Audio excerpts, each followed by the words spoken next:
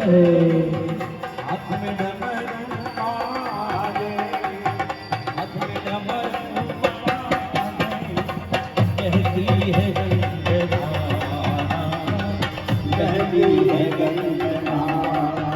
हर गरुड़ माल साजे, ससुराल में बिराजे, गरुड़ माल साजे, ससुराल में बिराजे, डमरू नाद बाजे, बहती है गंगधारा, बहती है गंगधारा।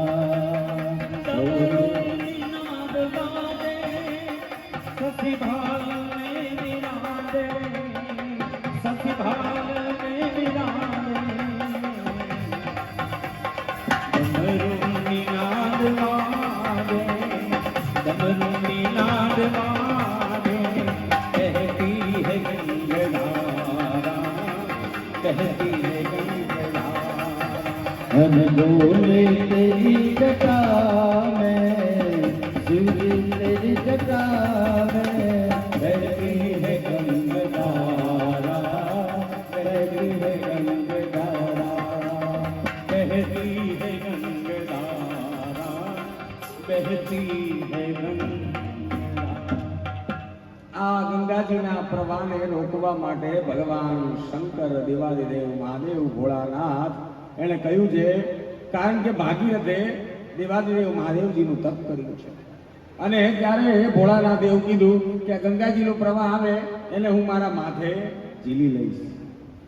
એટલે આપણે કહીએ છીએ કે શંકરની જટામાં ગંગાજી છે, વિષ્ણુ ભગવાનના ચરણમાં ગંગાજી છે અને બ્રાહ્મણોના મુખમાં ગંગાજી છે.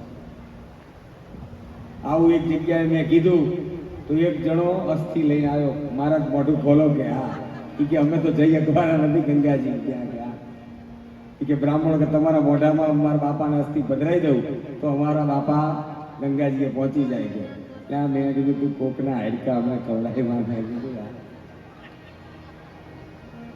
પણ ભગવાન શંકરની જટામાં ગંગાજી છે,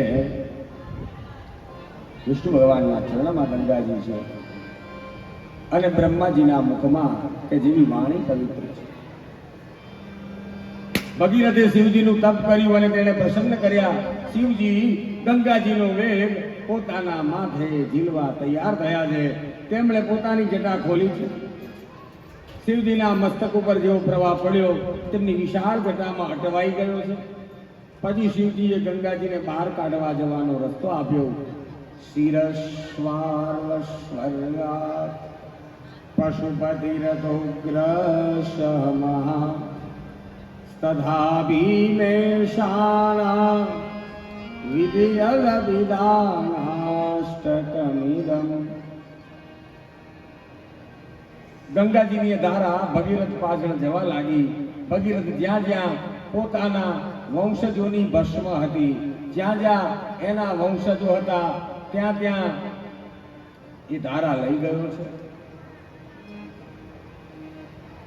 પોતાના વંશજોની ભસ્મ હતી ત્યાં ત્યાં ધારા લઈ ગયો. ગંગાજળનો સ્પર્શ થતા મુક્ત થઈ સ્વર્ગે ગયા છે અને ત્રણે ત્રણ પેઢીની તપસ્યા ફળીભૂત થઈ છે.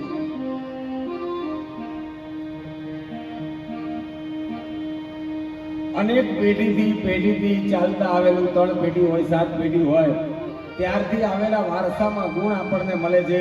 ત્યારથી જમીન મળે છે, મકાન મળે છે, તો વારસામાં આવેલું ધન આપણને મળે છે. એવી રીતે ગુણ અને સંસ્કાર પણ આપણને મળે છે. તો આ રાજા ભગીરથે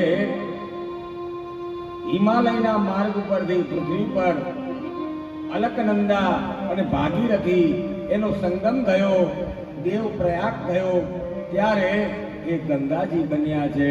સગર પુત્રોએ અને સગરના પ્રપૌત્રએ રાજા ભગીરથે ગંગાજીનું અવતરણ કર્યું છે.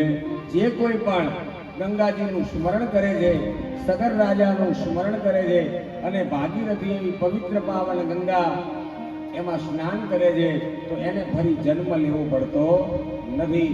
તો આવો આપણે મનથી ગંગા મૈયામાં ડૂબકી લગાવીને સ્નાન કરીએ કારણ કે ગંગાજીમાં સ્નાન કરવાથી પાપમાંથી મુક્તિ મળે છે.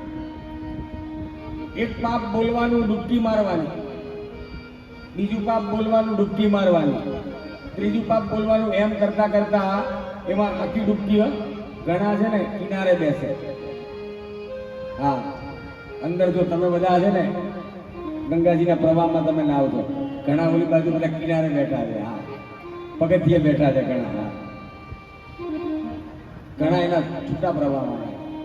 યમુનાજીનું આચમન કરવાથી પાપમાંથી મુક્તિ મળે. એક પાણીનું ટીપું લેવાનું, આચમન કરવાનું, પાપ બોલવાનું, બીજું પાણી લેવાનું, આચમન કરવાનું, આમ કરવાનું, ફરી પાછું પાપ બોલવાનું, આચમન કરવાનું. આમ યમુના પાને યમુનાજીનું આચમન કરવામાં આવે તો પાપમાંથી મુક્તિ મળે છે. અને નર્મદાનું સ્મરણ કરવાથી નર અને માદા, નર માદા કહેવામાં આવે છે. નર અને માદા બંનેને સ્વર્ગ અને મોક્ષ આપે એવી નર્મદા નદી છે. તો આવો આપણે મનથી ગંગા યમુના સરસ્વતીમાં સ્નાન કરીએ. મૈયા ઓ ગંગા મૈયા, મૈયા ઓ ગંગા મૈયા.